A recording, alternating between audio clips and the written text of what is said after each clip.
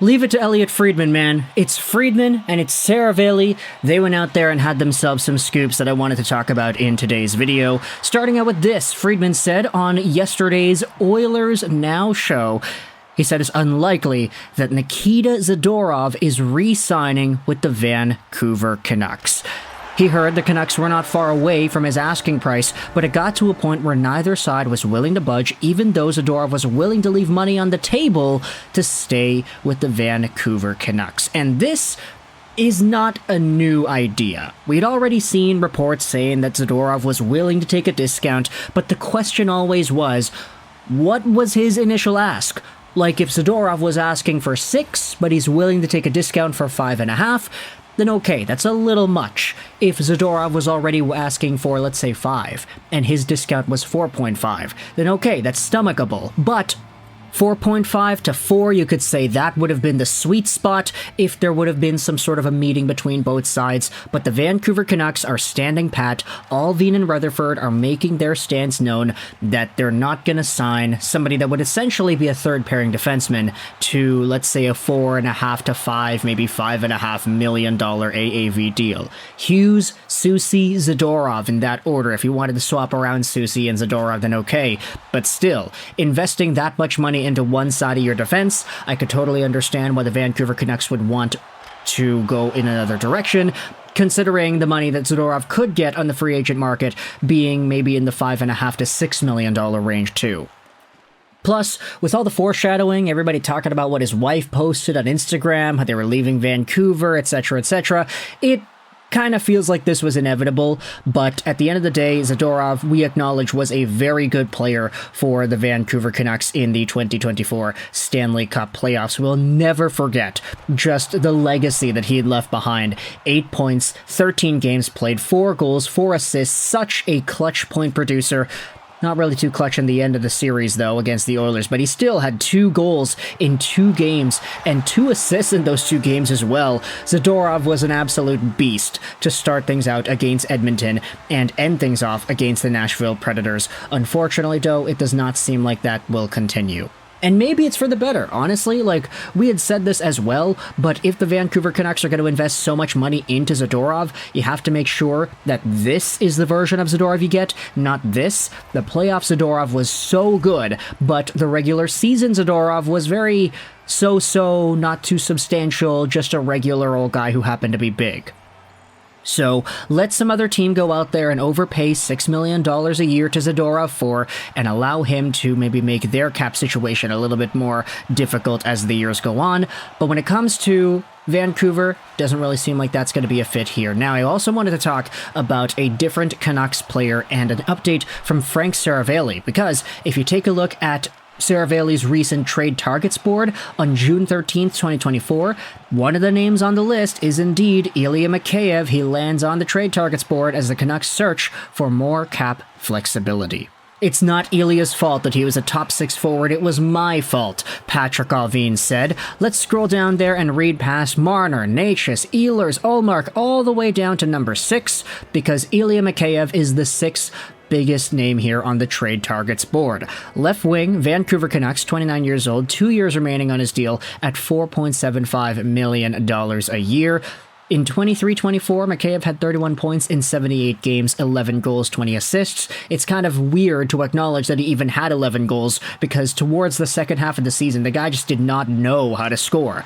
The Canucks, here's the scoop, have been working to move Mikheyev since shortly after their playoff run concluded. They also offered him to teams around the trade deadline. After a tough playoff, Mikheyev's contract is gumming out the works in Vancouver's offseason. They can't more aggressively pursue multiple pending free agents like Lindholm, Zadorov, and Hronek until they can get a clear view of their cap picture. Mikheyev just scored 1 goal in the final 61 games of the season, including playoffs. My goodness, see? That's why it's crazy to believe the guy had 11 goals in the season. My gosh.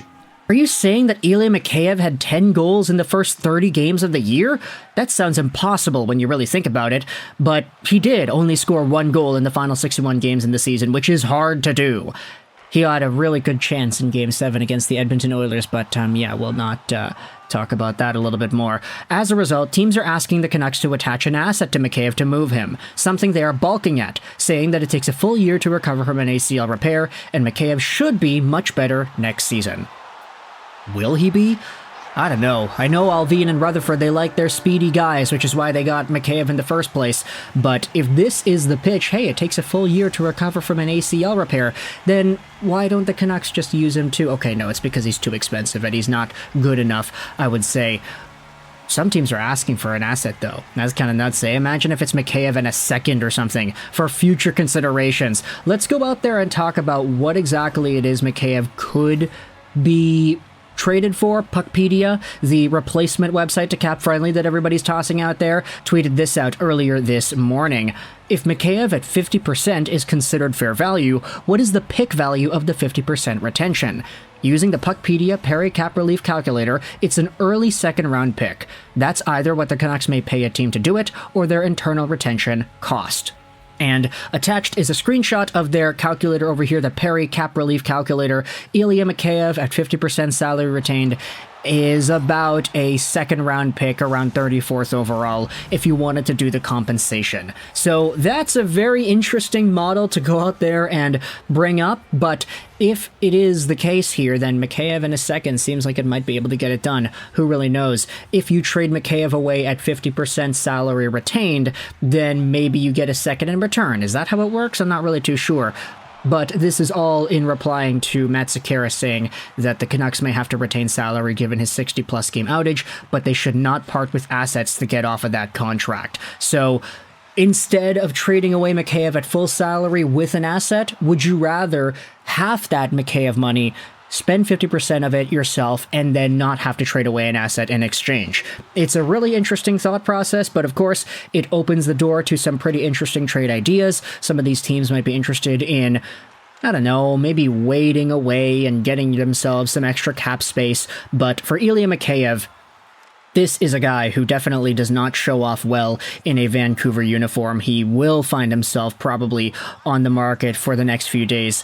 And according to Saravelli, that seems to be the scoop here. Now, one more thing that I wanted to talk about before we ended off this video. This is what Noah Strang went out there and tweeted out. In 21-22, Ilya Mikheyev was 95th percentile in top speed, 95th percentile in speed bursts, and he had a 14.3% shooting percentage. Now, 95th percentile means he's in the top 5%, I'm pretty sure what that means, because in 23-24, he lowered himself to the top 21%, or 31%, excuse me, in top speed, and 30th percent in speed bursts, 7.5% shooting percentage. So he halved his shooting percentage, and he reduced himself in terms of his overall importance with the skills that everybody says that he has. Mikheyev's number one asset is his speed. He's fast. He's got these bursts. He was in the top 5% in the NHL in 21-22 with these bursts, but this previous season, he really reduced and was no longer as effective. He had lost his speed, and he stopped getting lucky, and his effectiveness crashed.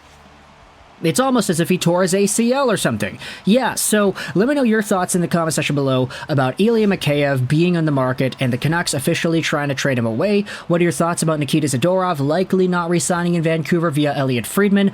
This is going to open the door to some very interesting conversations, folks, because both Zadorov and Mikheyev both look like they are not going to come back to Vancouver. Let me know your thoughts in the comment section below. I hope you enjoyed this video. And bye.